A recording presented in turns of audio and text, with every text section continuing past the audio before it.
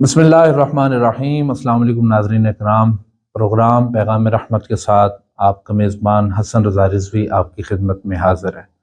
नाज़रीन इकराम, आज जिस मौजू के ऊपर हम बात करने जा रहे हैं वो है नौजवानाने उम्मत की दीन से दूरी और इसमें सोशल मीडिया का किरदार। नाज़रीन इकराम, आज अल्लाह ताला ने हमें मुसलमान पैदा किया है, इस बात के ऊपर हम उसका शुक्र बजा लाते हैं और उसके बाद उसने हमें अपने महबूब करीम सल्लल्लाहु अलैहि वसल्लम का उम्मती पैदा किया है, इस बात के ऊपर भी हम अपने रब का शुक्र अदा करते हैं। अब अल्लाह ताला ने जब ये दो नेमतें हमें अता कर दी हैं, ये दो करम हम पे कर दिए हैं, तो हमारे ज़िम्मे अल्लाह ताला ने कुछ ड्यूटियां लगा दी हैं, कुछ जिम्मेदारियां लगा दी हैं जिनको हमने अदा करना है और अदा करने के बाद हम हकीकी मुसलमान कहलाने के काबिल बनते हैं। वो जिम्मेदारियां, वो ड्यूटियां क्या हैं? वो ये हैं कि हम उम्मत मुस्लिमा के अंदर रहकर अच्छी बातों को फैलाएं और बुरी बातों से लोगों को मना करें, खुद भी उससे इज्तनाब करें, क्योंकि ये कुरान का फैसला है कि नेक लोग वो होते हैं जो नेकी का हुक्म देते हैं या अमरूना बिल मारूफ, वो नेकी को फैलाने वाले होते हैं, नेकी का हुक्म देने वाले होते हैं और बुराई से मना करने वाले होते हैं। अब हमने अपने गिरबान में झांक के देखना है कि हम बुराई को रोकते कितना है और अच्छाई को फैलाते कितना है। एक मुसलमान और एक उम्मती होने के नाते हमारा ये फ़र्ज़ बनता है कि हमारे पास जो भी सोर्सेज मौजूद हों, हम उनका जो इस्तेमाल है वो मुस्बत भी करें और पॉजिटिविटी फैलाते हुए हम दीन की तरवीज व इशाअत में अपना शानदार किरदार अदा करें। आज के दौर में अगर देखा जाए तो सबसे बड़ा प्लेटफॉर्म और सबसे बड़ा जो सोर्स है वो सोशल मीडिया है। सोशल मीडिया बच्चे से लेके बूढ़े तक हर इंसान की एक्सेस में है, उसकी रसाई में है। तो जब उस सोशल मीडिया का इस्तेमाल हम ठीक तरह नहीं करते तो फिर हम जो नेकी फैलाने वाले और बुराई से मना करने वाले लोग हैं उनमें हमारा शुमार नहीं होता। तो सोशल मीडिया का जो किरदार है वो हमें अच्छा भी बनाता है, वो हमें बुरा भी बनाता है। सोशल मीडिया को ताकत बनाकर हम अच्छाई को फैला भी सकते हैं और बुराई का खात्मा भी कर सकते हैं, क्योंकि आज हम घर बैठकर अगर सोशल मीडिया के ऊपर अच्छी बात फैलाएंगे, हुजूर का फरमान फैलाएंगे, अल्लाह ताला का कुरान फैलाएंगे, तो वो यकीनन हमारे लिए सदका जारिया बन जाएगा। और अगर हम उसी सोशल मीडिया को नेगेटिव इस्तेमाल करके, उसको मनफी कामों में इस्तेमाल करके, तो उससे गुनाह के काम फैलाएंगे और वक्ती जो अपने नफ्स की पूजा करके हम अपने दिल को बहलाएंगे, अपने नफ्स को बहलाएंगे, तो वो वक्ती हमारे लिए जो है वो इंटरटेनमेंट का सामान तो बनेगा, लेकिन वो हमारे लिए हमेशा के लिए गुनाह जारियां बन जाएगा। अब ये हमारे इख्तियार में है कि हमने इस सोशल मीडिया को सदका जारिया बनाना है या गुनाह जारिया बनाना है। तो इसी टॉपिक के ऊपर बात करने के लिए आज मेरे पैनल का हिस्सा है, मैं उनका तारुफ करवाना चाहता हूँ। मेरे साथ तशरीफ़ फरमा हैं सोशल मीडिया व्लॉगर हैं और प्रोफेसर हैं, प्रोफेसर अवैस गोंदल साहिब। इनका मैं तारुफ करवाना चाहता हूँ। आज ये हमारे पैनल का हिस्सा बने हैं, मैं इनका स्पेशल शुक्रिया अदा करता हूँ। उनके साथ तशरीफ़ रखते हैं मजहबी स्कॉलर हैं अल्लामा आतिफ फजल साहिब। आप प्रोफेसर भी हैं और आप एक मोटिवेशनल स्पीकर भी हैं, मैं आपका भी शुक्रिया अदा करता हूं। और उनके साथ मेरे पैनल का मुस्तकिल हिस्सा अल्लामा राशिद हुसैन तारड़ साहिब, आप इनको मेरे साथ देखते रहते हैं, ये भी हमारे प्रोग्राम का हिस्सा हैं। तो इस खूबसूरत मौजू के ऊपर बात करेंगे, क्योंकि इसके ऊपर प्रोग्राम करना ये इतना ज़रूरी था कि जितना एक नौजवान नस्ल की इस्लाह में हम अपना किरदार अदा करना ज़रूरी समझते हैं। तो सोशल मीडिया एक ऐसा प्लेटफॉर्म है जिससे हमारी नौजवान नस्ल बेराह रवी का शिकार होती जा रही है। आज यही वजह है कि घर में बैठकर सोशल मीडिया के इस्तेमाल से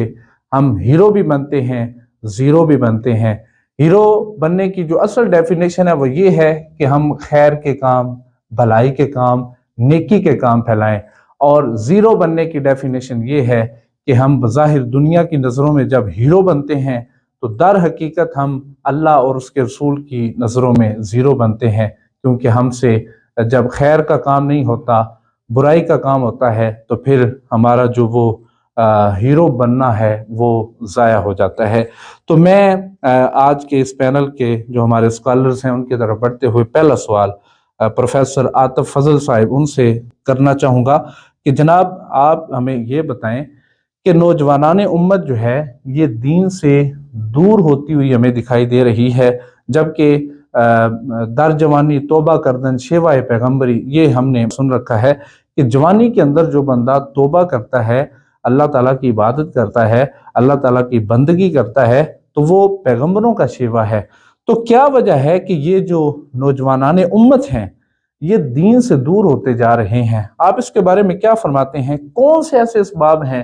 کہ جن کی وجہ سے ہمارا نوجوان طبقہ جو ہے وہ چاہیے تو یہ تھا کہ دین کے قریب ہوتا لیکن یہ دین سے دور ہوتا جا رہا ہے؟ جی بہت شکریہ حسن رضوی صاحب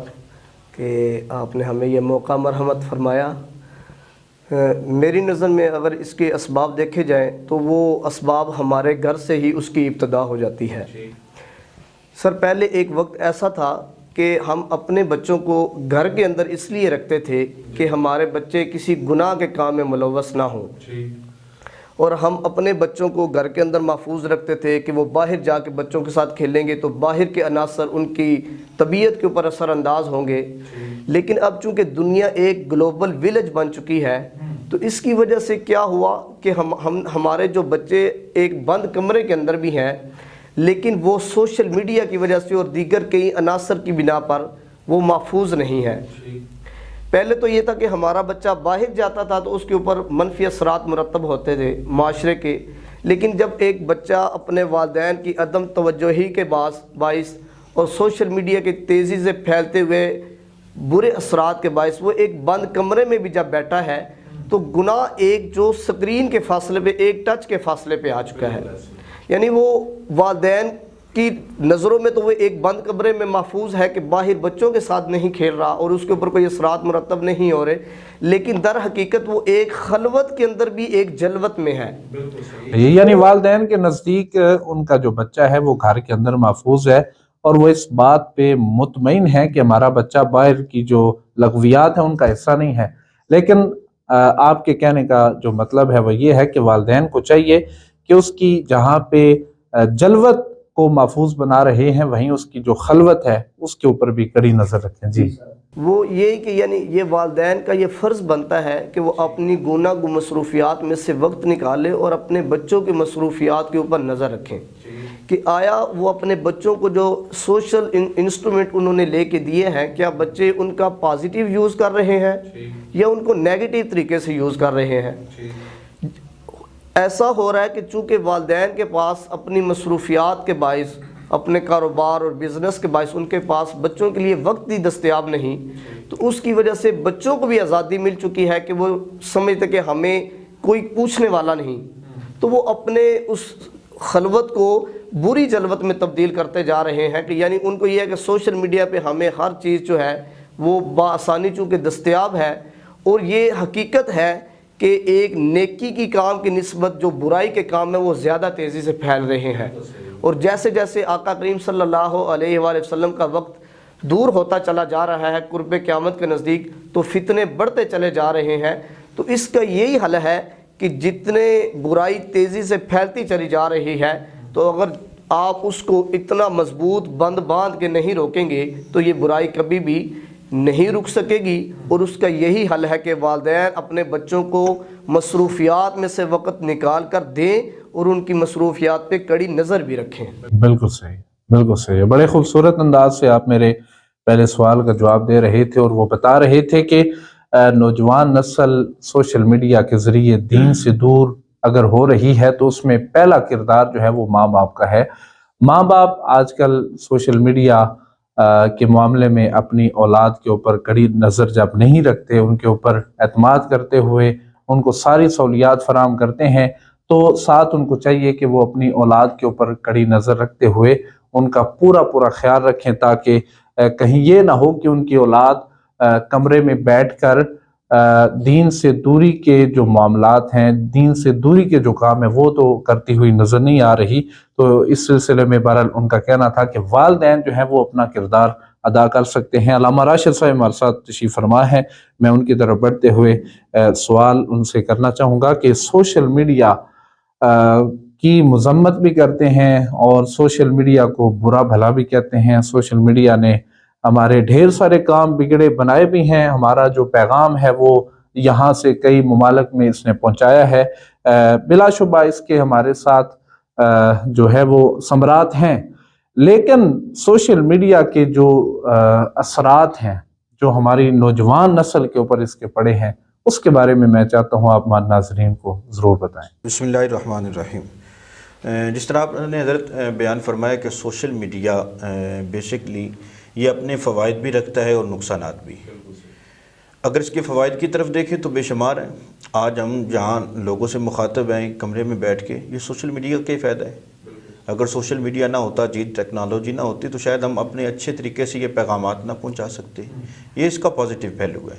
لیکن اگر اس کی نیگیٹیوٹی کی طرف دیکھیں تو بے شمار ایسے پہلو ہیں جو اس کے منفی اثرات کو اجاگر کرتے ہیں، اور آج کے دور میں اکثریت اللہ ماشاءاللہ اکثریت ہمارے جو نوجوان نسل، چونکہ آپ نے نوجوان نسل کے اعتبار سے سوال کیا ہے، ہماری نوجوان نسل جو ہے وہ اکثریت جو ہے وہ اس کے رو کے اندر بہہ چکی ہے۔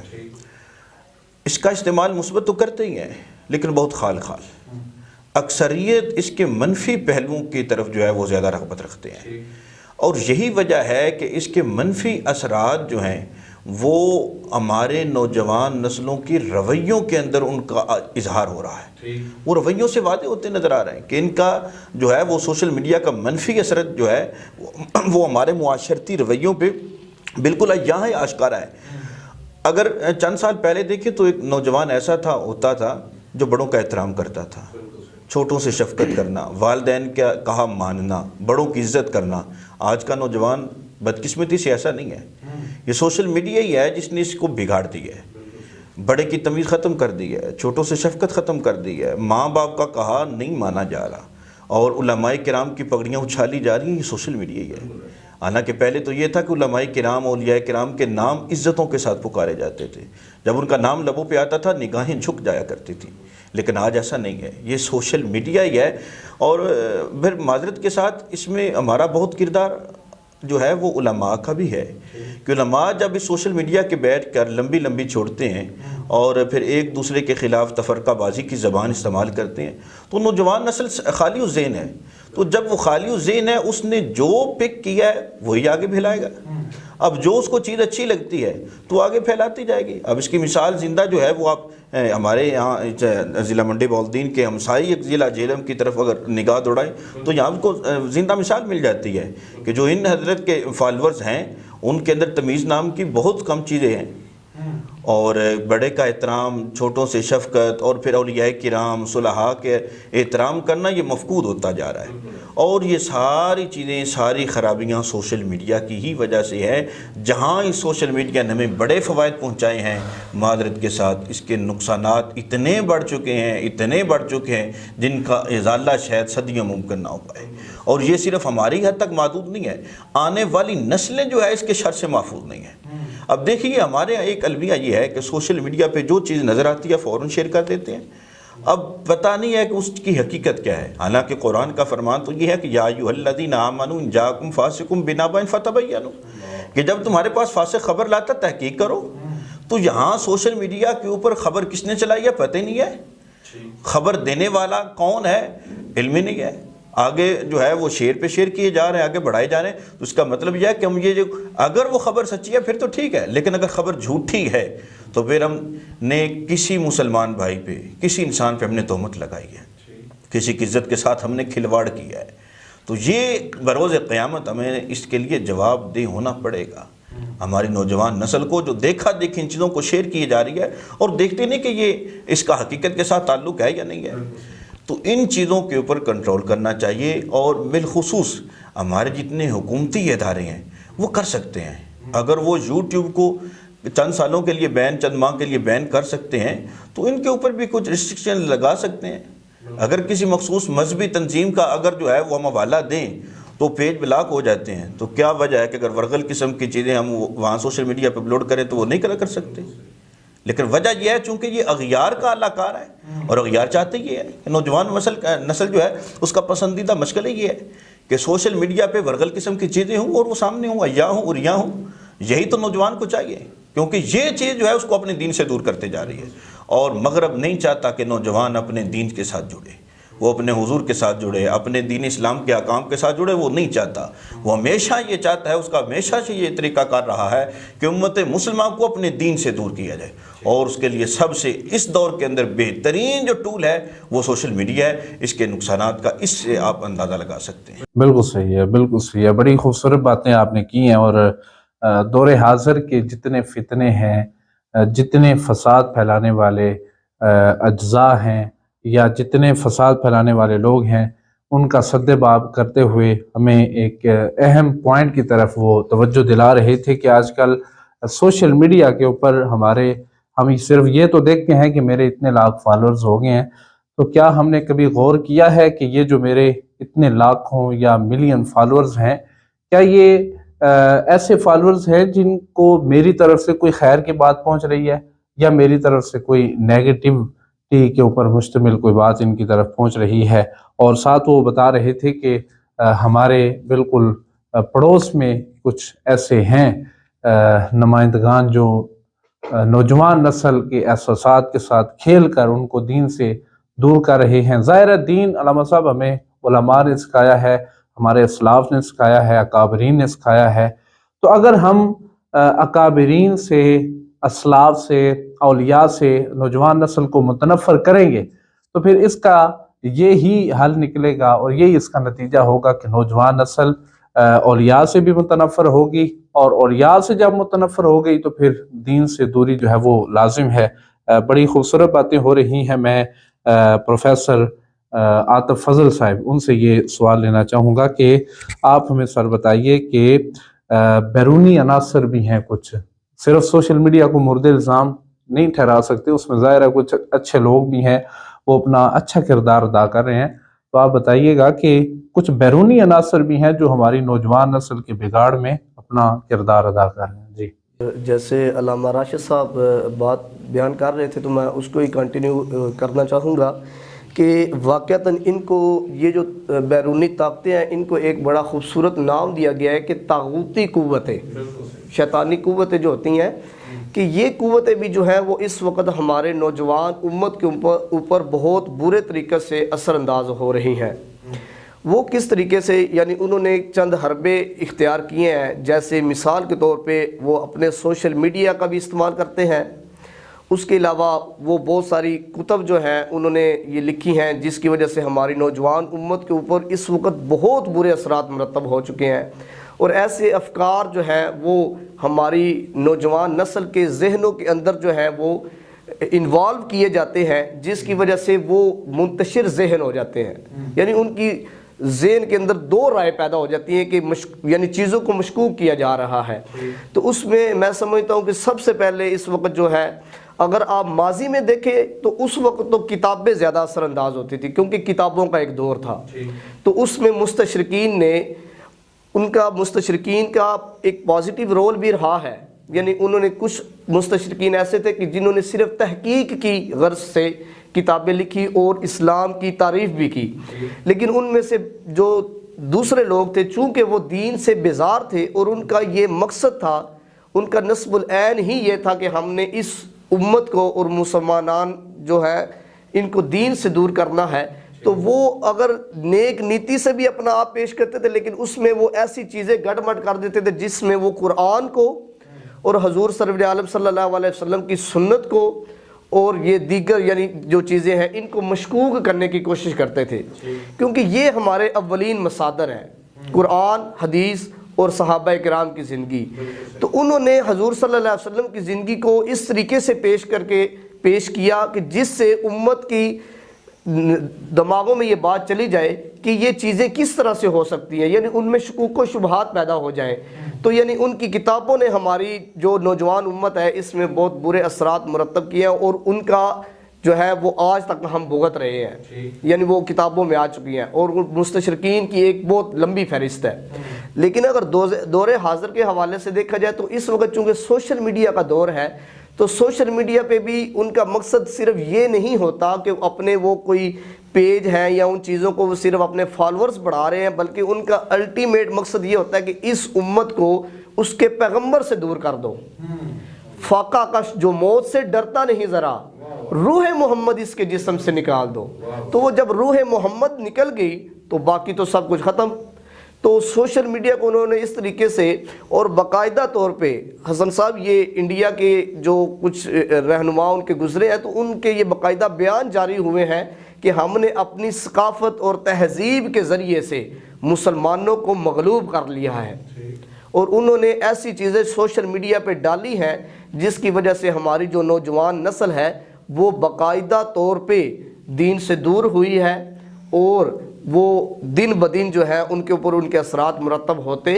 چلے جا رہے ہیں، جس کی وجہ سے ہماری، اور اگر آپ ایک اندازے کے مطابق بھی دیکھیں، یہ تحقیق سامنے بھی آ چکی ہے کہ پوری دنیا میں تو اثرات گئے ہیں، لیکن پاکستان اس وقت نیگیٹو سوشل میڈیا کے حوالے سے کہتے ہیں کہ پہلے نمبر پہ ہے۔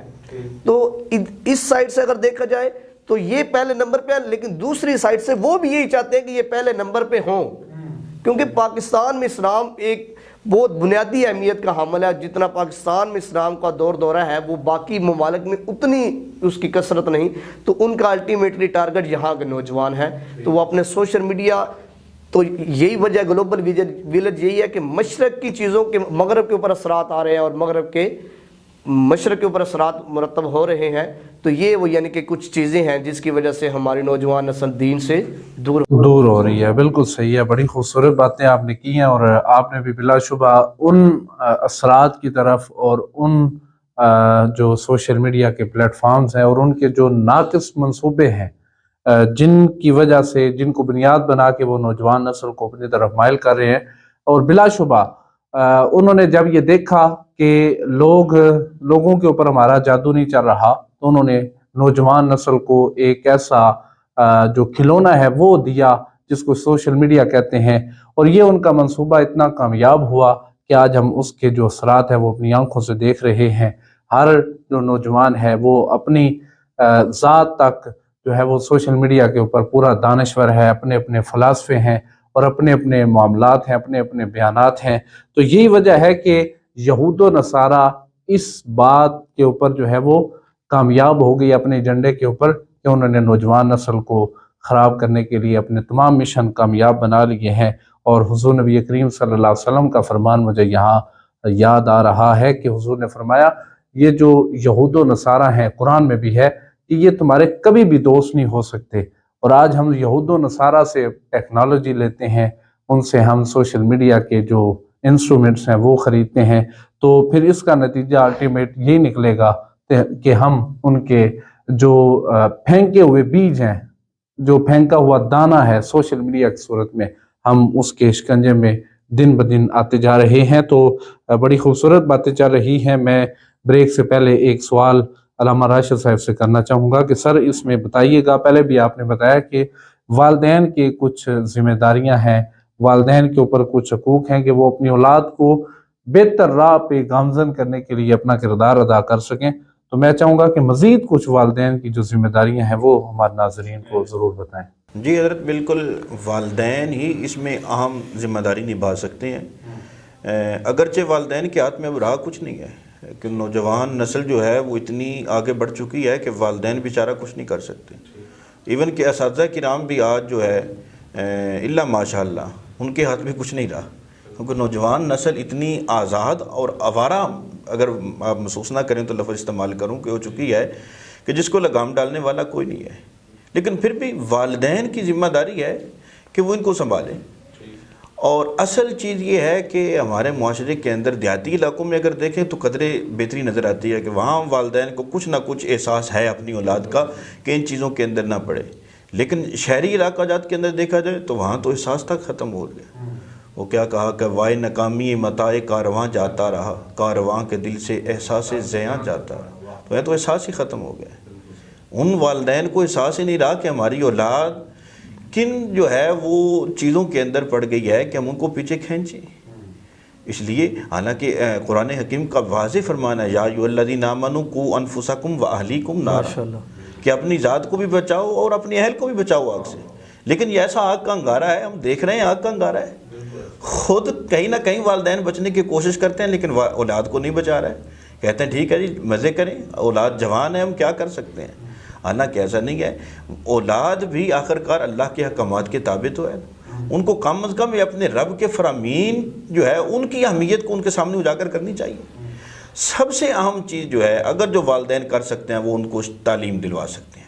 اگر تعلیم اور شعور یہ والدین اگر اپنی اولاد تک پہنچائیں تو اس کے اثرات پہ بھی مثبت جو ہے وہ چیزیں دیکھنے کو مل سکتی ہیں. اور اگر والدین اس اعتبار سے اس جہت سے اپنی ذمہ داری پوریاں نہیں کرتے, اپنی اولاد کو تعلیم و تربیت جو ہے اس کا اہتمام نہیں کرتے, ہاں بسا اوقات تعلیم دی جاتی ہے لیکن تربیت کا میدان جو ہے وہ خالی ہے. یہاں بڑی محرومیاں ہیں. یہاں جو ہے نا تربیت کا میدان, اس کے اندر آگے آنا پڑے گا. اگر تربیت کریں گے اپنی اولاد کی پھر انشاءاللہ اللہ رب العزت کے خاص کرم سے پھر اولاد جو ہے وہ راہ راست پہ رہے گی. لیکن اگر تربیت سے آ رہی ہوں گے, والدین ہی تربیت سے آ رہی ہوں گے تو کوئی دوسرا نہیں ہے جو ان کے جو ہے وہ بازو کو پکڑ کر آگے جو ہے ان کو ٹھیک رستے پہ چلا دے. اس لیے والدین کی ہی سب سے اہم ذمہ داری ہے اور والدین کو چاہیے کہ اپنی اولاد پہ کڑی نظر رکھیں جس طرح حضرت نے فرمایا. اور والدین کو چاہیے کہ اپنی اولاد کی تعلیم و تربیت کا خوب اہتمام کریں. اور پھر یہاں میں ایک اہم نقطہ عرض کرنا چاہوں گا کہ والدین کو چاہیے کہ قبل اس کے کہ ان کی اولاد ان کے ہاتھ سے نکل جائے, پہلے جو تربیت کے مراحل ہیں, جو تربیت کی عمر ہے, اس عمر کے اندر تربیت کرے. اور آج جدید جو ہے یہ جو ہے وہ سامنے چیز آئی ہے کہ آج جدید انفارمیشن سامنے آئی ہے کہ 7 سال کی عمر تک جو بچہ ہے جو اس نے بننا ہوتا ہے وہ بن جاتا ہے.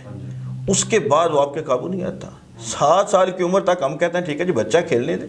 بھائی نہیں, 7 سال تک آپ اس کی جو تربیت کریں گے وہ چیزیں جو وہ اڈاپٹ کرے گا ساری زندگی اس کی عادت بن کے رہ جائے گی. اگر یہاں تک ہم محدود رکھیں گے نہیں جی 7 سال کی عمر تک جی بچہ چھوٹا جو مرضی کرتا رہے تو پھر وہ آپ کے ہاتھ آنے والا نہیں ہے. اور پھر حضور علیہ السلام نے بھی اسی وجہ سے 10 سال کی عمر میں کہا تھا کہ نماز پڑھنے کا حکم دو. 7 سال کی عمر کو پہنچ جائے تو نماز کا کہاؤ, اگر نہیں پڑھتا 10 سال کی عمر میں مار کے نماز پڑھاؤ, کیونکہ یہ عمر ہے کہ اس کے بعد اگر وہ نماز کی عادت نہیں بنا پایا تو نہیں بنے گی عادت. اس لیے والدین کو چاہیے کہ کم از کم 10 سال سے پہلے اپنی اولاد کو جس رستے پہ وہ چاہتے ہیں لگے اس رستے کا راہی بنے. اور پھر میں یہاں بات اگر طویل نہ ہو رہی ہو تو یہ بھی عرض کرنا چاہوں گا کہ والدین کو اپنا کردار بھی سامنے دیکھنا چاہیے. ہم چاہتے ہیں کہ ہمارے بچے جھوٹ نہ بولیں, لیکن جب گھر ہمارا کو پوچھنے آتا ہے نا, ہم ہی اپنے چھوٹے بچوں کو بھیجتے ہیں جاؤ جی کہو ابا گھر نہیں ہے, تو خود بتائیں ابو جان کہہ رہے ہیں کہ گھر نہیں ہوں میں. تو یہ اگر ہمیں دیکھنا ہے نا کہ اگر ہم اپنی اولاد کی تربیت کس ڈگر پہ کرنا چاہتے ہیں, اگر چاہتے ہیں کہ ہماری اولاد سچ بولے, اچھی تربیت کے حامل ہوں, تو پھر ہمیں اپنے اچھے کردار کا اظہار کرنا ہوگا. ہمارا عمل ان کے لیے جی, تو پھر انشاءاللہ رب العزت یہ جو ہے اس کے مثبت اثرات یہ سامنے آپ کے ہوں گے. بالکل صحیح ہے, بڑی خوبصورت بات آپ نے بھی بتائی ہے. اور والدین کی کیا کردار ہیں, والدین کے کیا رول ہو سکتے ہیں, یہ اس کے اوپر بڑی خوبصورت باتیں چل رہی تھیں. اور میں یہاں پہ بریک سے پہلے ایک یہ بھی بات ان کی بات کی تائید کرتے ہوئے کہنا چاہوں گا کہ آج کل والدین کے ہاتھ میں موبائل ہوتا ہے, سوشل میڈیا کا استعمال ہے, سوشل میڈیا کے اندر خود کو مگن کر رکھا ہے, اور بچہ کن کاموں میں مصروف ہے, کیا کر رہا ہے, کیا چیز سن رہا ہے, کیا سوشل میڈیا پہ دیکھ رہا ہے. والدین اپنے موبائل میں مصروف ہیں, اولاد اپنے موبائل میں مصروف ہے. تو جب یہ نظام ہوگا اور یہ گھر کا ماحول ہوگا تو پھر اس گھر میں حسنین کریمین کی تعلیمات پہ عمل پیرا اولاد جنم نہیں لے سکتی. اس گھر میں وہ بیٹی کبھی بھی پیدا نہیں ہو سکتی جو فاطمہ الزہرا سلام اللہ علیہا کی تعلیمات پہ عمل پیرا ہو. کیونکہ یہاں پہ میں سوچ رہا تھا کہ اولاد میں بیٹے بھی آتے ہیں, بیٹیاں بھی آتی ہیں, تو بیٹے کا بگڑ جانا یہ ایک معمولی سی بات ہے. لیکن یہاں تو آج کل بیٹیاں ہیں وہ سوشل میڈیا کے شکنجے میں اس قدر مبتلا ہو چکی ہیں اور اس قدر پھنس چکی ہیں کہ دیکھا دیکھی جینز کا کلچر عام ہوتا جا رہا ہے.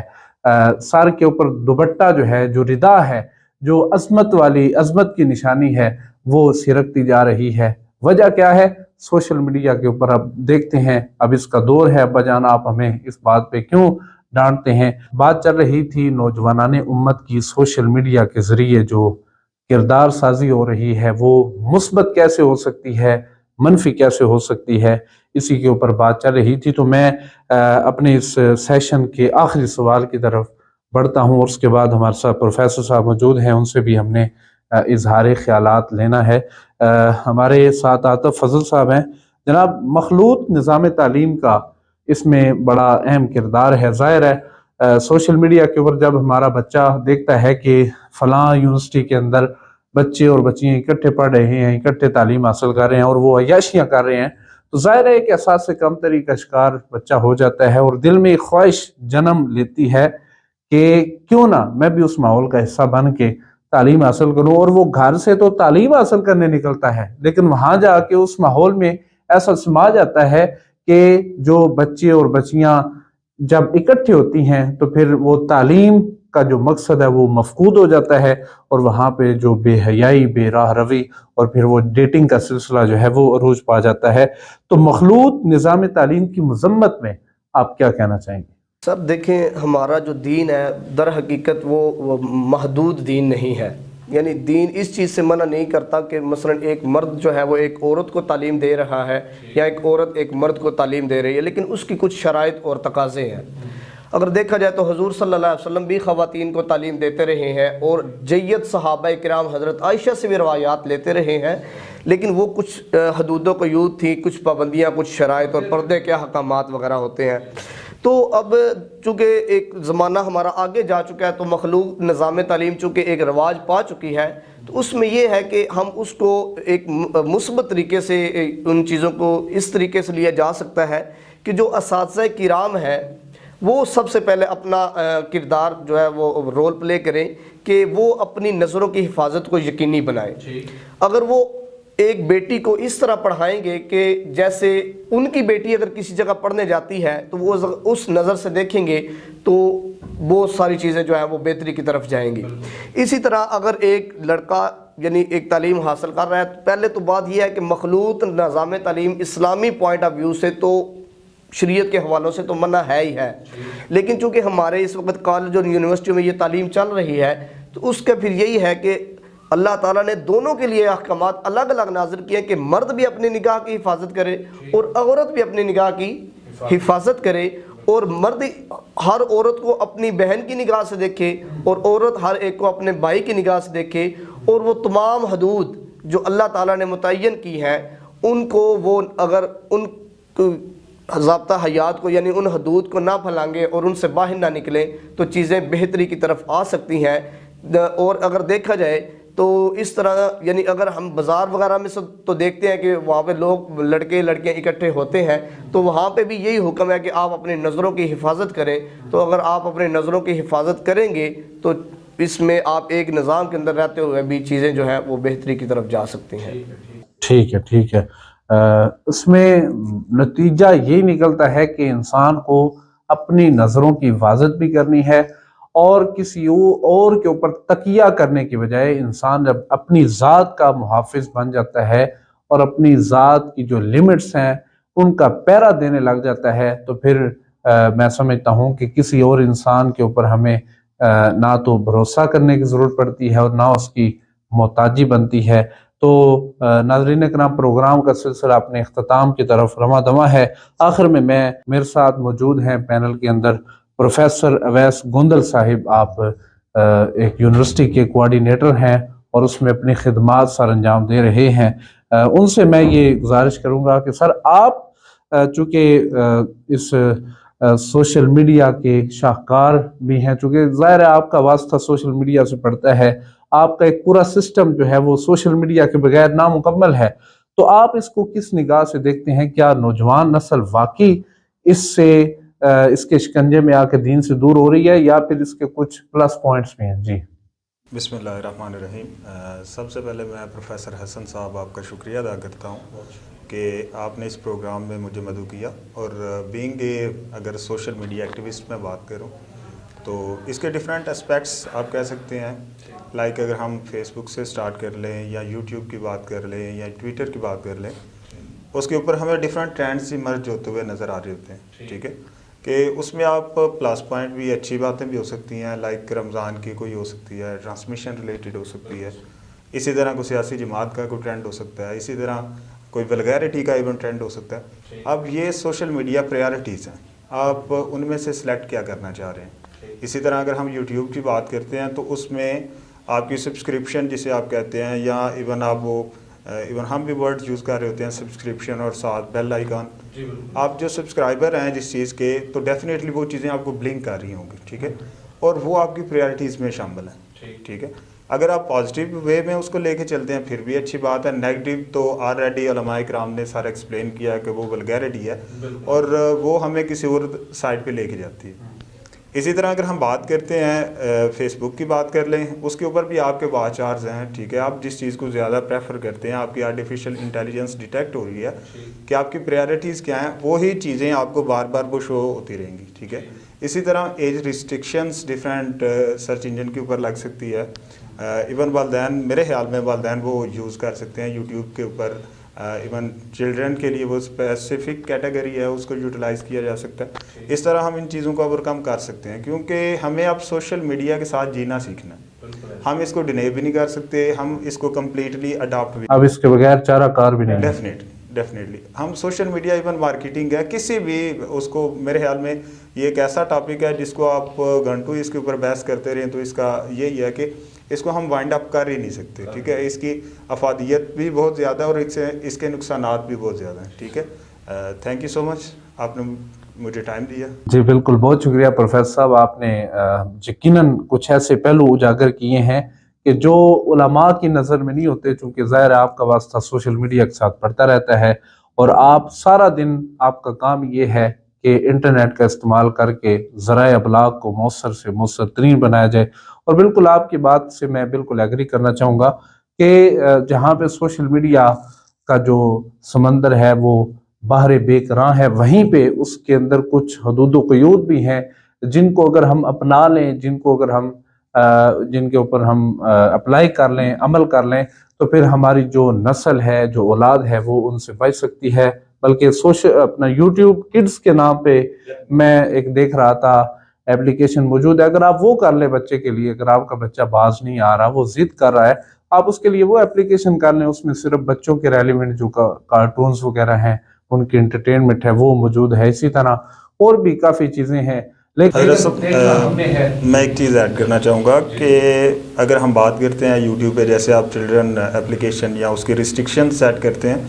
اس میں ہمارے ڈفرینٹ اسکول آف تھاٹس ہیں، انہوں نے اپنے ایون کارٹون لانچ کیے ہیں، ٹھیک ہے۔ اس میں میرے خیال میں بڑے اچھے الفاظ ان کا یوز اور روزمرہ کے الفاظ بچہ کیسے یوز کرتا ہے وہ بے شک السلام علیکم ورحمۃ اللہ وبرکاتہ، یا اس لیول پہ ایون ان کا بچوں کا آپس میں نام سیدھا بلانا، سچ بولنا، نماز کی عادت، یہ ساری بیسک پہلو ہیں، وہ بہت سارے میں سمجھتا ہوں کہ بہت اچھا پہلو ہے۔ اس پہ ایون آپ بچے جو ہیں وہ آپ کے روزمرہ زندگی سے سیکھتے ہیں۔ بچے کو آپ ایون ریسٹرکشن کریں گے تو میرے خیال میں وہ باغی ہو جائے گا۔ اگر آپ جیسے آلریڈی حضرت صاحب ایکسپلین کر رہے تھے اس چیز کو